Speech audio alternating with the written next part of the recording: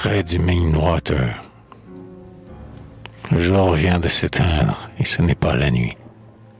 L'ombre a des reflets clairs, des lueurs attardées, sème de la douceur et des grâces fardées sur les contours plus flous de la ville sombrée. Personne. Une langueur dans l'air flotte et se mêle à la subtile odeur des feuillages mouillés. Les arbres sont plus grands, paraissant dépouillés. C'est réel à mes yeux que le soir ensorcelle. Là-bas, le canal dort. Ici, le lac se tait, à peine un peu ridé par la légère brise. Le pont sur son fond vert doucement s'imprécise, effaçant toujours plus ses arches en retrait. Une cloche parfois rythme de sa voix grave les battements pressés dont s'agite mon cœur. Un trouble m'a saisi, qui m'arrache des pleurs. Un grand trouble à la fois redoutable et suave. Tout mon être se fond dans l'ardente beauté, dont l'heure a revêtu la nature pâmée. Le songe élève aux cieux mon âme sublimée. Elle plane longtemps dans son vol exalté. Je reste frissonnant et ravi, dans l'attente d'un mystère inouï. Du temps, on se transport, si c'est l'amour divin ou l'invincible mort, qui soudain m'a frôlé d'une grande aile lente.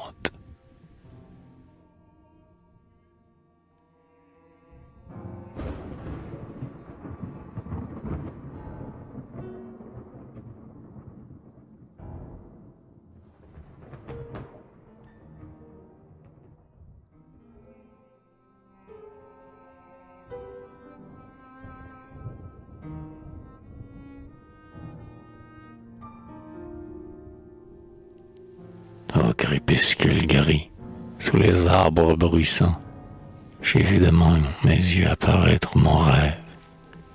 Image lumineuse en un jour qui s'achève, ce n'était qu'un vain jeu de clairs reflets mourants. Fantôme hallucinant qui dans l'ombre se lève, il sortait de moi-même, effluve jaillissant. L'envoi l'avait fait naître en mon cœur bondissant, quand chantait à présent sa vision trop brève.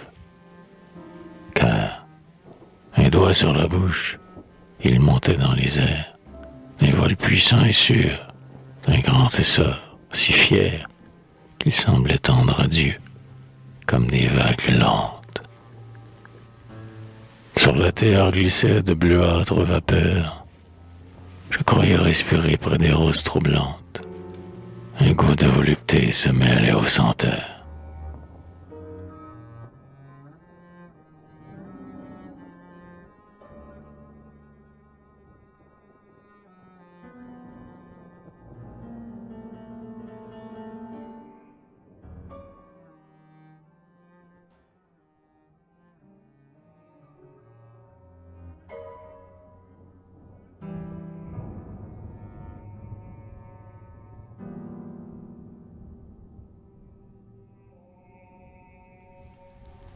Sur les mornes canaux, la nuit descendue, laisse flotter son voile et traîner son manteau. Où vont-ils donc ainsi, glissant au fil de l'eau, les blancs cygnes asaltiers parmi l'ombre épandue? Ils sont là, les piquants, le long des quais déserts, sous les vieux ponts mouchus, surgis sur l'onde morte, tels de grands lys scellés qu'Albert se supporte, qui pour la refleurir tout grands se sont ouverts. De quel rêve orgueilleux dont s'enchante leur âme ont-ils gardé l'image en leurs yeux éblouis? D'où sont-ils descendus? Quel désir inouï ont laissé dans leur cœur la cendre de leur flamme? Ils se sont renoncés, dirait-on, sans espoir, pèlerins recueillis dans la ville endormie, barque de pureté, geste lent du rythmie, fantôme d'autrefois que suscite le soir.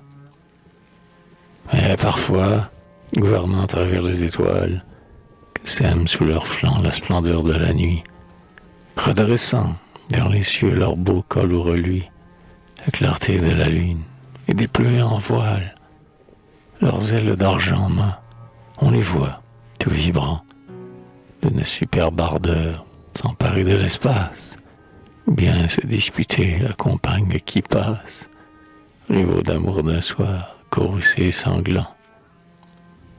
Un instant le désir, sur l'eau triste et croupie, a déchiré la nuit de sa terrible voix.